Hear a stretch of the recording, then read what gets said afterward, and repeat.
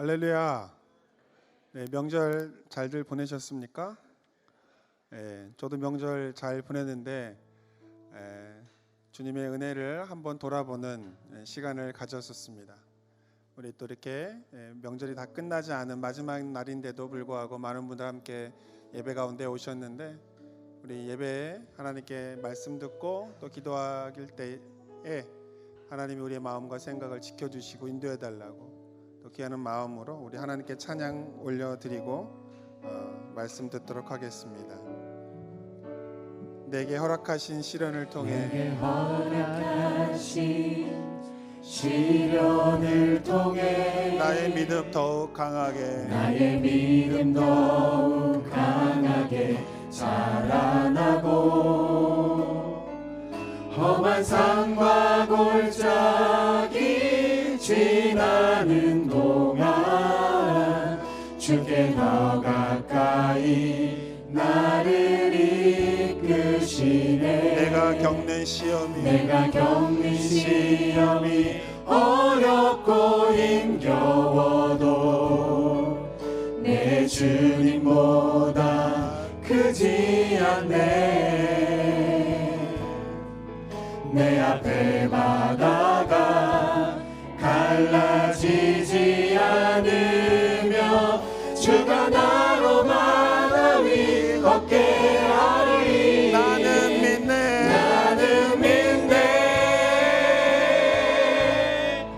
주의 능력으로 내 삶 새롭게 되리. 나는 믿네. 주의 능력으로 담대히 나가리라. 주와 함께 싸워 승리하리라. 날마다 믿음으로 나 살아가리. 다시 한번 찬양합니다. 내게 허락하신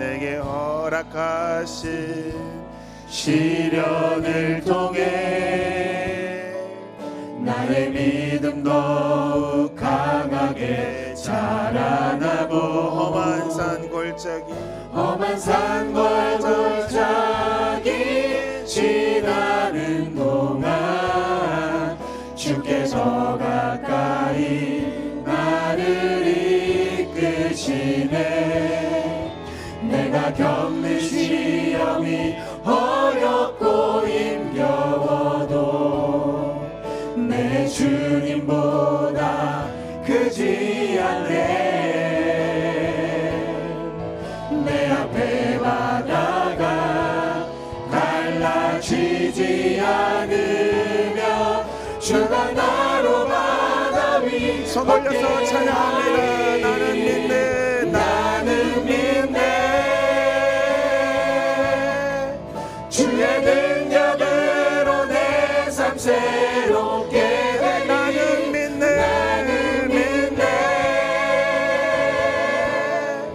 주의 능력으로 담대히 나가리라. 주와 함께 싸워 승리하리라. 날마다 믿음으로 나 살아가리. 주님, 저의 삶을 사는 동안에 우리의 힘과 능력으로 견디지 못할 때가 많이 있습니다. 그때마다 주님이 주시는 힘과 능력으로 이겨나가기를 원하오니 주님, 저의 믿음이 주님께 자라나갈 수 있도록 인도하여 주시옵소서. 우리 시간 예배를 드리기 앞에 있습니다. 우리 시간 말씀을 들을 때에도 하나님 우리의 마음과 생각을 지켜달라고, 그 말씀 속에서 나의 믿음이 더욱더 강하여지고 단련하여지게 해달라고 우리 예배 말씀을 듣기 위하여서 하나님께 간절히 기도하는 시간을 갖도록 하겠습니다. 함께 기도하겠습니다. 주님, 이 시간 저희들의 마음과 생각을 주님께 내려놓습니다. 하나님, 이 시간 우리의 생각을 내려놓습니다. 아버지, 주의 말씀 가운데 지켜주시옵시고 주님 말씀 가운데 우리의 믿음이 더욱더 주님께 나아갈 수 있도록 하나님 붙잡아 주시기를 간절히 원합니다. 하나님 말씀하여 주시옵소서. 저희가 듣기를 원합니다. 주님 말씀하여 주시옵소서. 저희가 주의 말씀 앞에 온전히 무릎 끌고 나가길 원합니다. 할렐루야 할렐루야 주님 할렐루야 할렐루야 할렐루야 할렐루야 주님 할렐루야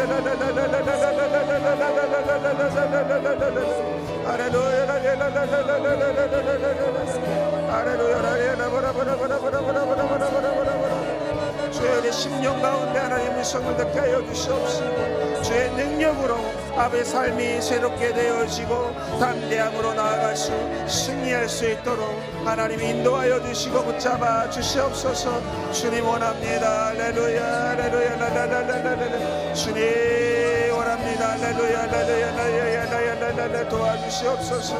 하나님 붙잡아 주시옵소서. 주님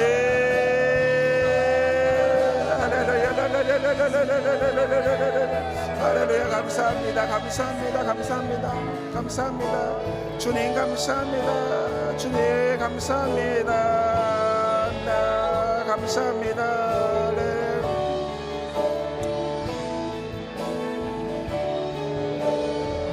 감사합니다. 찬양합니다. 나는 믿네. 나는 믿네. 주의 능력으로 내 삶 새롭게 되리. 나는 믿네. 주의 능력으로 담대히 나가리라. 주와 함께 싸워 승리하리라. 날마다 믿음으로 나 살아가리. 나는 믿네. 주의 능력으로 내 삶 새롭게 되리. 나는 믿네. 주의 능력으로 담대히 나가리라. 주와 함께 싸워 승리하리라. 날마다 믿음으로 나 살아가리. 주님, 오늘도 주의 능력으로 나의 삶이 새로워지기를 원하여 주 앞에 나왔습니다. 주님, 주의 능력으로 담대히 나아가는 저희가 되게 하여 주시옵고 세상의 풍파 속에서 믿음을 지키며 승리하며 나가는 저희들이 될 수 있도록 인도하여 주옵소서. 주여 말씀하여 주시옵소서. 듣기를 원합니다. 주님 말씀하여 주옵소서. 그 말씀에 순종하기를 원합니다. 선포되어지는 말씀 속에 하나님의 은혜가 임하는 시간 되게 하여 주시고 저희로 깨닫는 영혼들이 될 수 있도록 인도하여 주시옵소서. 예배 모든 시종일관을 주님께 의탁합니다. 감사하고 예수님의 이름으로 기도합니다. 아멘. 오늘 주신 말씀 함께 봉독해 보겠습니다. 마태복음 11장 28절입니다. 다 같이 함께 봉독하겠습니다. 수고하고 무거운 짐진 자들아 다 내게로 오라. 내가 너희를 쉬게 하리라. 아멘. 따라해 보세요. 내가 너희를 쉬게 하리라. 네. 오늘 이 함께 봉독한 마태복음 11장 28절은 사실은 29절과 함께 읽을 때에 그 뜻이 이해가 됩니다. 29절에는 이런 말씀이 나와요. 나는 마음이 온유하고 겸손하니 나의 멍에를 메고 내게 배우라. 그리하면 너희 마음이 쉼을 얻으리니. 이 28절과 29절은 같이 엮어서 말씀을 들어야 하는데 여기서 우리가 우리의 인생의 문제를 이전과는 다른 차원에서 생각할 수 있는 그 길이 이 말씀에 해당이 됩니다. 어떻게 하면 우리의 삶에 다가오는 그 수고하고 무거운 짐들을 어떻게 생각할 것이냐의 문제를 오늘 논의하게 될 텐데 그 핵심이 뭐냐면 바로 예수님의 마음을 배우는 걸 의미합니다. 예수님께로 나아가면 무엇을 배워야 하느냐라고 얘기할 때 예수님께서 말씀하셨어요. 나의 멍에를 메고 배우라. 그런데 오늘날에 우리는 멍에를 잘 쓰지 않지만 옛날에는 소를 키울 때는 멍에를 자주 사용했는데 여기서 중요한 건 그 예수님의 멍에와 반대되는 단어가 당시에 있었어요. 율법의 멍에라고 하는 것이 있었습니다. 그러니까 우리한테 말고 이스라엘 사람들한테 율법의 멍에라고 하는 것이 있었습니다. 그것을 생각하면서 예수님이 나의 멍에라고 말씀을 하신 거예요. 그러니까 예수님의 멍에가 무엇이냐는 율법의 멍에의 반대 개념이라고 보시면 됩니다. 예수님 당시에 많은 사람들은 그 율법의 멍에에 고통을 당하고 있었고 동시에 정치적으로는 로마의 그 속박 속에 갇혀서 살았습니다. 이렇게 이중 고초를 겪고 있었던 그들에게 예수님이 나의 멍에라고 하는 이 예수님의 멍에를 제시한 겁니다. 이 율법의 멍에라고 하는 것은요, 바리새인들이 율법을 잘못 해석해서 백성들에게 무거운 짐을 지웠던 걸 빗대어서 말하는 겁니다. 여러분, 율법이 혹시 여러분 가운데 율법이 긍정적인 이미지입니까? 아니면 부정적인 이미지입니까? 대부분의 사람들, 대부분의 한국 사람들 율법 하면 굉장히 부정적인 이미지를 갖고 있는데 사실은 그 율법은 부정적인 이미지는 아니에요. 나중에 제가 기회가 되면 이 율법에 담긴 하나님의 그 섭리하심에 대해서 제가 설명을 드릴 기회가 있을 것 같은데 원래 율법은요 정말로 그 우리가 생각하는 것만큼 나쁘지 않습니다. 굉장히 좋은 거예요. 율법에 담긴 하나님의 그 뜻을 우리가 안다면 율법만큼 뜨겁고 따뜻한 법이 없습니다. 근데 당시에 바리새인들이 율법을 잘못 해석해서 사람들에게 굴레를 만든 거예요. 멍에를 만든 겁니다. 족쇄를 만든 거예요. 그러니까 사람들이 종교가 힘이 들게, 원래 믿음이라고 하는 것이 사람을 편하게 해야 되는데 당시의 유대교가 사람들을 굉장히 힘들게 했었던 것입니다. 그것을 향하여 예수님이 말씀하신 거예요. 나의 멍에를 메고 배우라. 그리하면 너의 마음이 쉼을 얻을 것이다. 그런데 그 예수님의 멍에가 왜 우리에게 마음의 쉼을 허락하느냐? 그건 예수님의 마음의 특징이 있기 때문에 그렇습니다. 예수님의 마음의 특징을 29절에서는 뭐라고 얘기하냐면 나의 마음은 온유하고 겸손하니라고 말씀하는데 이 온유와 겸손은 비슷한 의미입니다. 이 온유라고 하는 단어는 헬라어로 프라우스라고 합니다. 이 프라우스라고 하는 단어의 뜻은 우리가 지금 번역되어져 있는 온유라고 하는 그런 뜻은 사실은 아니에요. 번역하기가 되게 힘든데 만약에 저보고 번역을 어떻게 하겠느냐라고 말씀을 하면 이렇게 번역할 수 있을 것 같아요. 잘 훈련되어진 성품이라는 뜻입니다. 온유하면 그냥 착하고 부드럽고 온유하다 그런 의미보다는 잘 훈련되어져 있는 마음의 성품. 그러니까 잘 훈련되어진. 근데 누구에게 훈련되어진 것이냐? 하나님에 의해서 잘 훈련되어진 상태를 온유하다라고 이야기하는 겁니다. 마음의 온유한 자가 모세보다 더 마음이 온유한 자가 없었다라고 하는 뜻은 뭐냐면 모세만큼 하나님한테 훈련받은 사람이 없다라고 하는 의미입니다. 모세가 성격이 차분하고 부드럽고 온유하다 그런 뜻이 아니라 지면에 모세보다 온유한 자가 없다라고 하는 뜻은 지면에 모세만큼 하나님으로부터 훈련되어진 상태의 사람은 없다라는 그런 의미인 거죠. 그러니까 한글로 번역하면서 약간 뜻이 뒤틀려졌는데 원래 그 예수님의 마음이 온유하고 겸손하다라고 하는 것은 하나님의 훈련을 받아진 상태, 하나님의 계획에 잘 순종하는 상태를 의미한다는 것이죠. 수고하고 무거운 짐진 자들아 다 내게로 오라고 얘기하신 거예요. 그 다음에 나의 마음을 배우라는 거예요. 나의 멍에를 배우라. 내 멍에는 어떤 거예요? 하나님의 뜻과 하나님의 계획에 잘 훈련되어진 상태이기 때문에 너희 마음이 쉼을 얻게 된다라고 말했던 것입니다. 이처럼 우리는 하나님 앞에 수고하고 무거운 짐을 다 내려놓고 싶습니다. 그런데 그러지 못할 때가 많이 있죠. 그러면서 성경에 있는 위인들을 생각할 때가 있습니다. 저 사람들은 참 하나님 믿음대로 잘 살았던 사람들, 저 사람처럼 살고 싶은데, 저 믿음의 신앙인들처럼 살고 싶은데 라고 부러워할 때가 있는데, 사실은 깊이 들여다보면, 조금만 깊이 들어가 보면 그들 또한, 우리가 생각하는 신앙의 조상들 또한 수고하고 무거운 짐을 지었던 적이 있었던 사람들이라는 걸 우리가 알게 됩니다.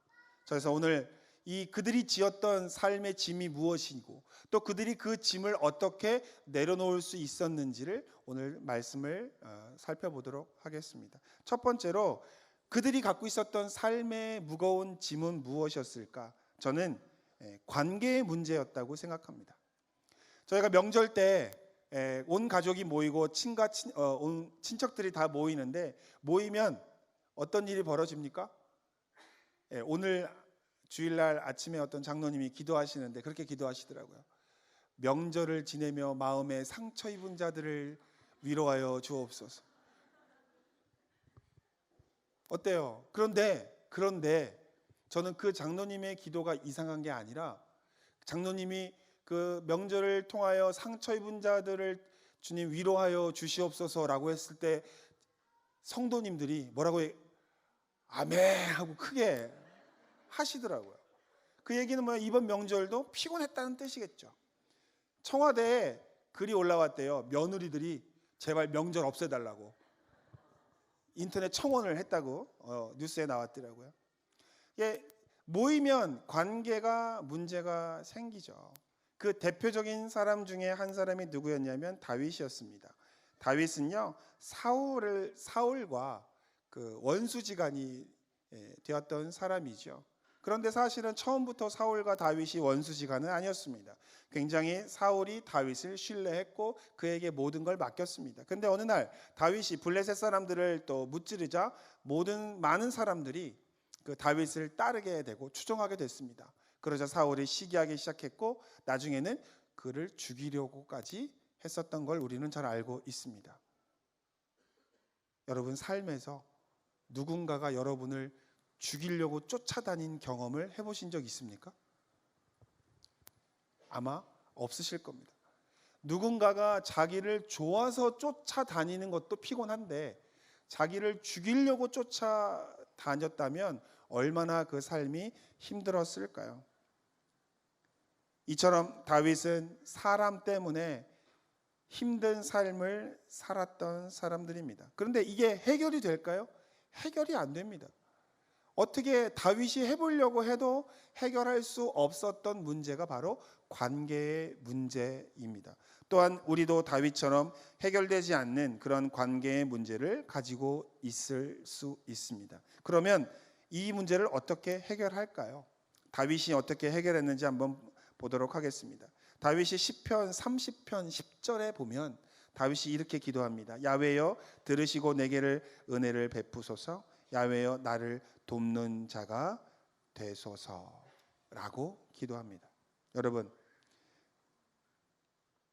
다윗은 지혜로운 사람이었습니다.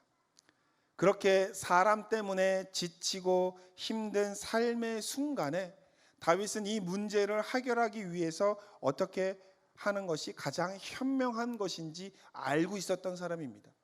다윗이 했었던 행동이 무엇입니까? 바로 하나님을 보는 거였습니다. 사람을 계속 향해 눈을 두지 않고 하나님을 본 거예요. 자기를 힘들게 하는 사울을 보는 것이 아니라 하나님을 본 겁니다. 눈을 감고 하나님을 본 거예요. 나를 힘들게 하는 사람을 보지 마시기를 주의 이름으로 부탁을 드립니다. 나를 힘들게 하는 거 바라볼 필요 없습니다. 제가 이 힘들게 하는 사람을 바라볼 필요가 없다라고 하는 이 간단한 믿음의 원리를 제가 어린 아이를 통해서 제가 깨달았어요. 제가 독일에 있을 때 그 유치부를 맡았습니다. 그때는 지금보다 젊었기 때문에 유아부를 맡아서 설교를 했습니다. 그런데 어떤 아이가 4살인가 5살 됐었어요. 너무 이쁜 거예요. 여자아이인데 너무나 이뻤습니다. 그래가지고 제가 매주마다 만나면 얼굴을 그 어린아이 얼굴에다가 한 5cm까지 가까이 가가지고 안녕 하고서 제가 막 혼자 반가워했습니다. 그런데 얘는 안 반가운 거예요. 안 반가운 거야. 그래가지고 제가 안녕 하면 고개를 돌리는 겁니다. 그래서 제가 어떻게 했겠어요? 돌리는 얼굴을 향하여 다시 쫓아가서 얼굴을 보고 안녕 했습니다. 또 왼쪽으로 돌아갑니다. 오른쪽으로 돌아갑니다. 그럴 때마다 제가 왼쪽에 가서 안녕, 오른쪽에 가서 안녕 했는데 사실은 괴롭힌 거죠. 저는 반가운 건데 걔 입장에서는 괴롭힘을 당한 거잖아요. 근데 이 어린아이가 어린아이가 정말 지혜로운 아이예요.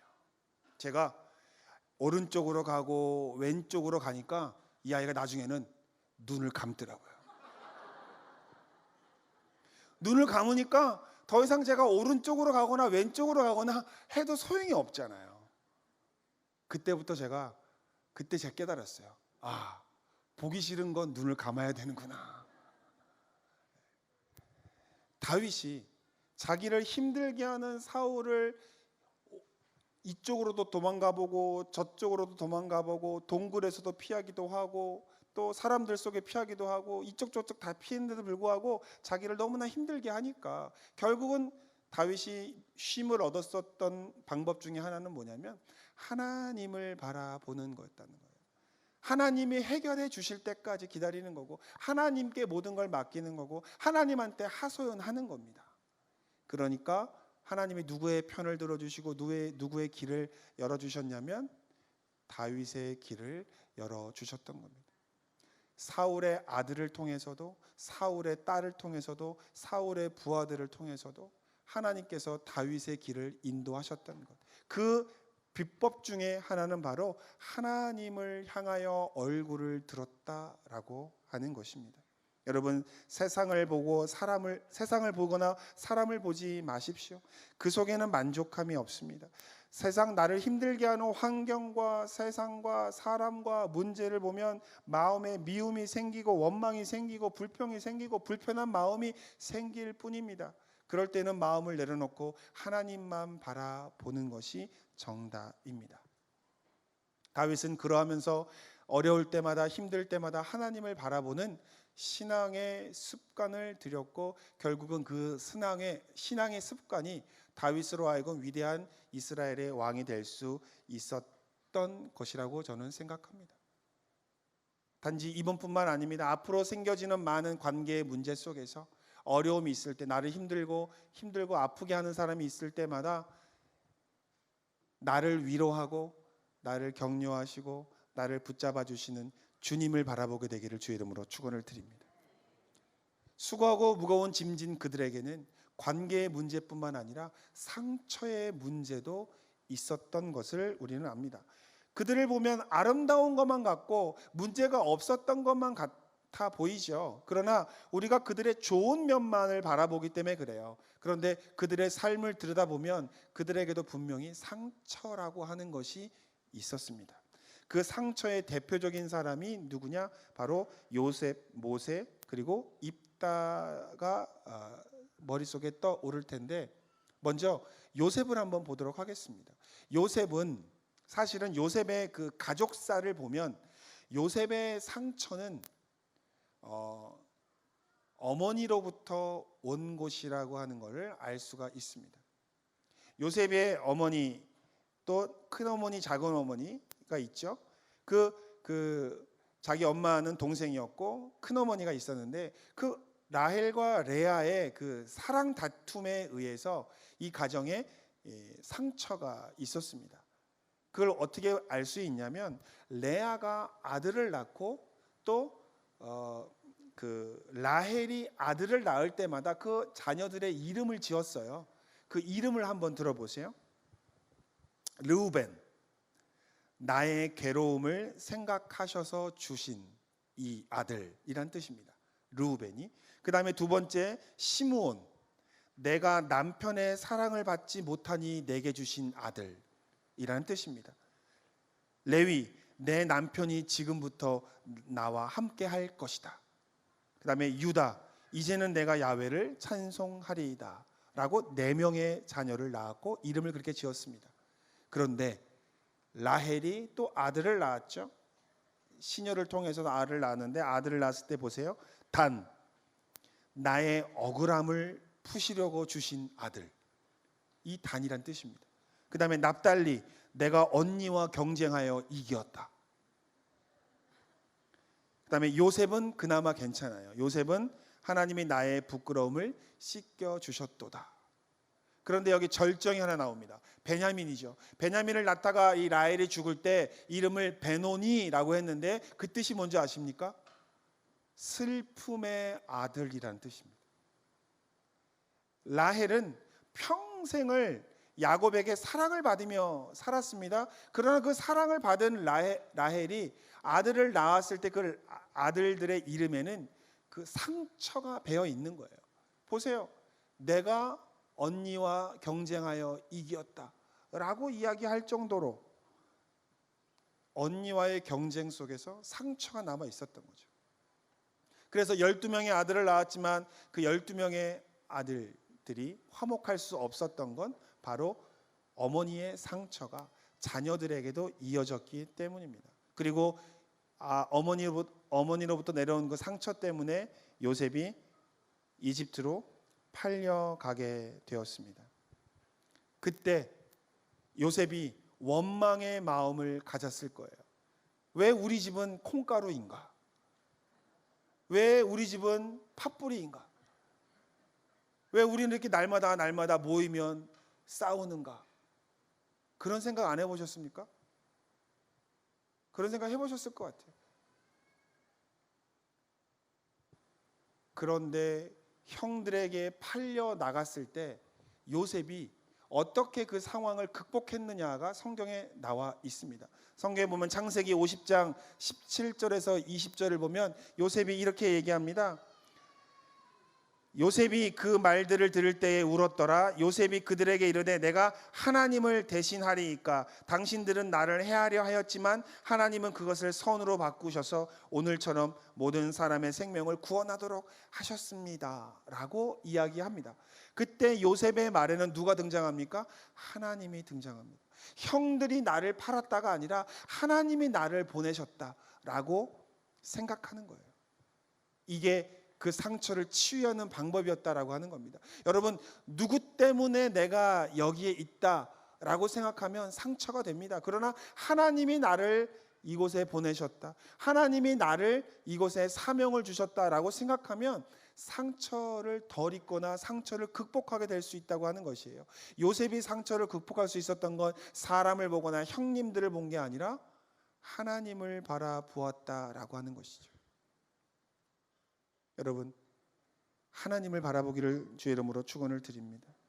내 마음에 쓴 뿌리가 있습니까? 분노가 있습니까? 그거는 되갚아준다고 해서 없어지는 게 아니에요. 여러분, 내가 복수한다고 내 마음의 상처가 사라집니까? 그렇지 않습니다. 내 마음의 상처를 치료하기 원한다면 복수를 택하면 안 됩니다.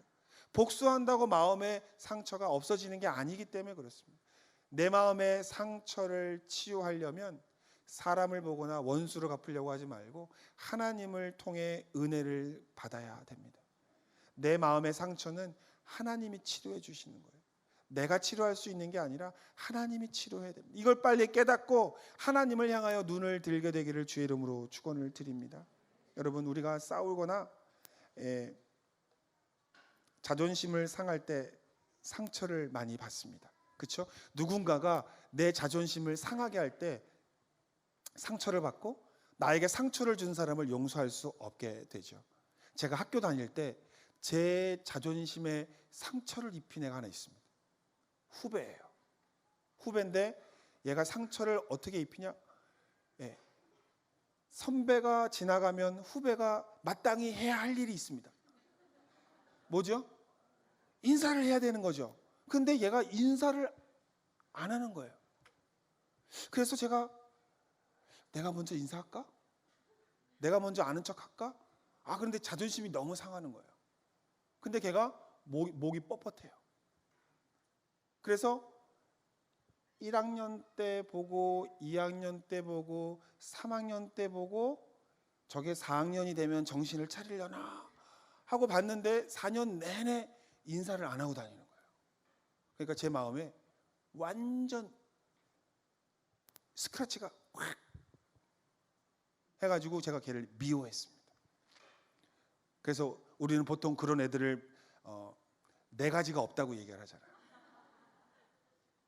그래서 너무 봤더니 네 가지가 없는 게 나한테만 없는 게 아니라 많은 사람들한테 없었어요. 그래서 선배들이 만나면 얘기하죠. 야, 걔 왜 그러냐? 걔 왜 그래? 왜 그래? 하면서 제가 그 아이를 미워했어요. 그래서 야, 저렇게 하면 안 되지. 선배한테 그렇게 하면 안 되지라고 하는 생각을 가졌어요. 그러고서 내가 다시는 쟤를 볼 일이 없겠다. 저런 애는 내가 봐서 뭐 하겠나. 그래서 인생에서 지웠습니다. 인생에서 지웠어요. 그리고 유학을 제가 갔어요.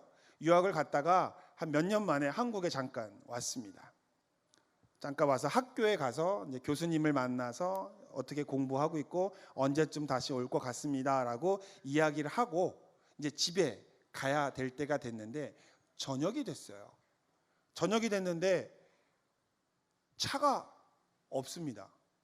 걸어가야 돼요. 한 20분을 바깥으로 걸어가야 되는데 야, 어떻게 걸어가지라고 하고 있는데 제가 인생에서 지웠던 애가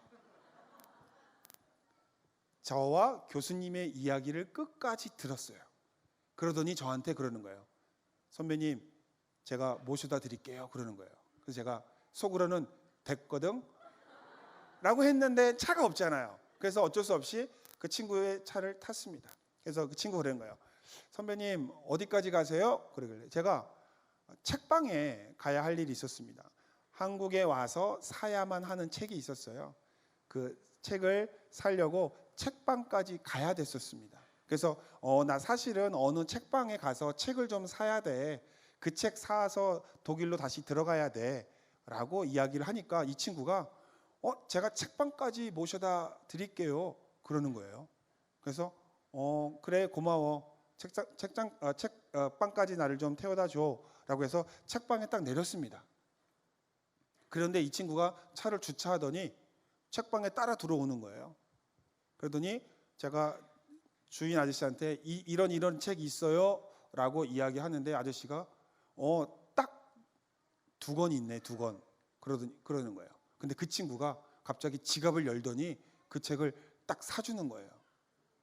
그래서 선배님 공부하는데 힘드시죠? 제가 책 한 권 사드릴게요 하고서 책을 딱 사주는 거예요.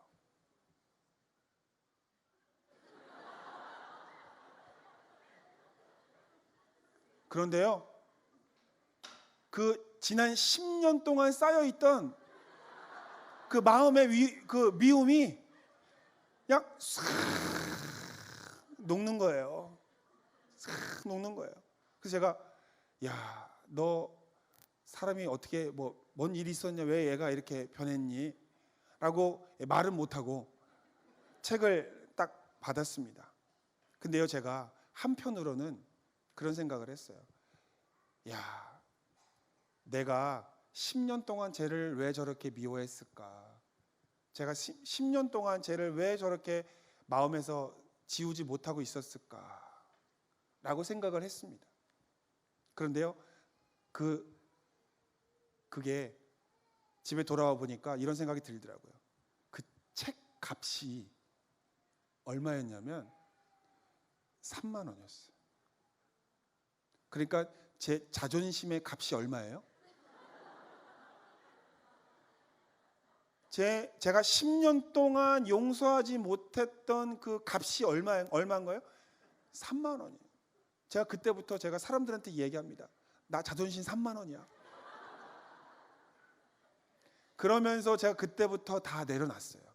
내가 10년 동안 용서하지 못했던 게 값어치로 따져봤자 3만 원밖에 안 되는 거구나. 그 3만 원이라고 하는 그거 하나에 내 마음이 달라지고 녹아지는 거 보면 나 그렇게 비싼 놈이 아니구나. 나 싸구나. 나 싸구려구나. 라고 생각을 하면서 그때부터 사실은 사람을 미워하는 경우가 많지 않았어요. 정말로 사람을 많이 미워하지 않게 됐어요. 왜냐하면 제가 알아요. 내가 미워하는 사람이 3만 원 주면 또 마음 풀릴 거 알아. 그러니까 사람을 미워할 필요가 없더라고요. 그러니까 그때부터 사람에 대한 마음보다는 그 사람을 이해하게 되고 용서하게 되었습니다. 나중에 얘기를 들어보니까 그 집안을 책임져야만 했었대요. 어렸을 때부터.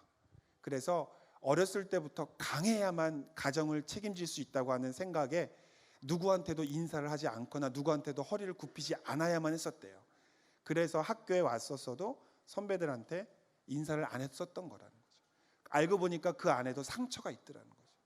그러면서 상처를 이야기하고 그랬구나라고 이야기하고 제가 그 친구의 이야기를 들어주면서 그때부터 그 친구가 저에게 인사를 하고 저에게 형님이라고 불렀습니다.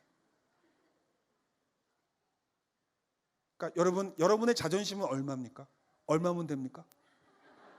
네? 여러분의 자존심을 위로하려면 얼마나 제가 드리면 얼마입니까?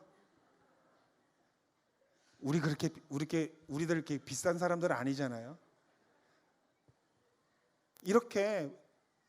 그렇게 비싸지도 않은 마음들 가지고 용서하지 못하고 이해하지 못하고 있습니까? 자기를 팔았던 형들도 용서한 요셉이 있는데 하나님을 바라보시기 바랍니다. 그러면 하나님이 우리에게 그런 마음을 주실 거예요.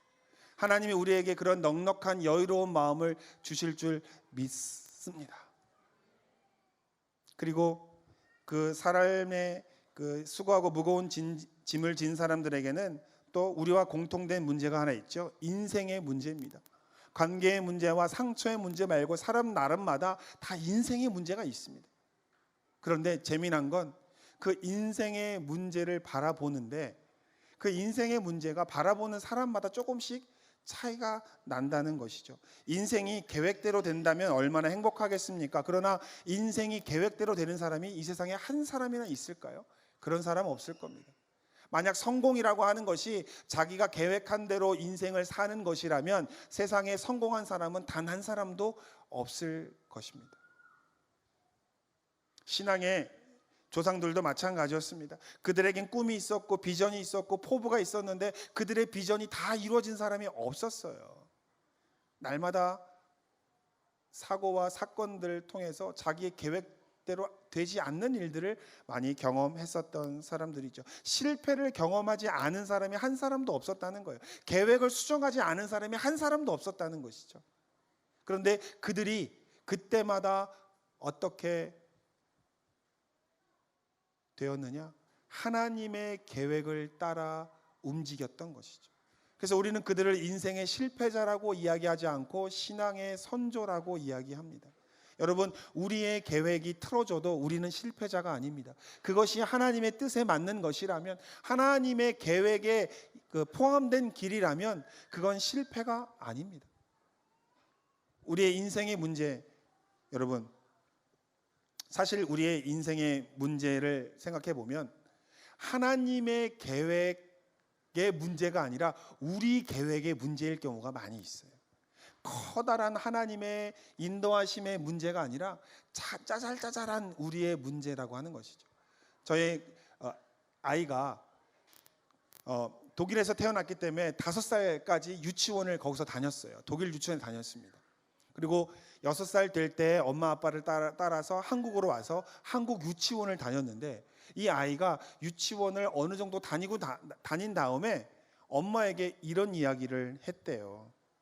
저희 6살짜리 아이가 엄마에게 이런 얘기를 했답니다. 독일 다시 가자고.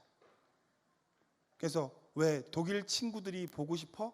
그랬더니 저희 첫째 아이가 그랬대요. 한국 유치원 너무 힘들대요. 한국 유치원이 너무 힘들어서 못 다니겠대.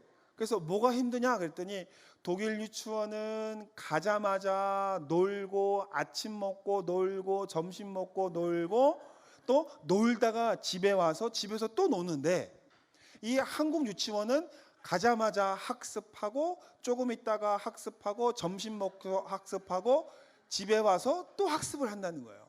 그러니까 6살짜리 7살짜리가 너무너무 힘들다는 거예요. 그런데 어른의 입장에서는 그게 힘든 거예요? 힘든 게 아니에요? 힘든 게 아니라고 생각이 들더라고요. 그런데 그 나이 때에는 힘들어 보이는 거예요. 그 다음에 초등학교 4학년 다니는 친구가 하나 있었습니다. 어떤 목사님 아들이에요. 목사님 아들인데 그 친구에게 예수님의 그 재림을 네가 믿느냐 제가 물어봤어요. 예수님이 이 땅에 다시 오실 걸 믿느냐? 그랬더니 자기는 믿는데요. 그럼 예수님이 이 땅에 오는 게 좋아 싫어? 그랬더니 좋대요. 그런데 단 조건이 있대요.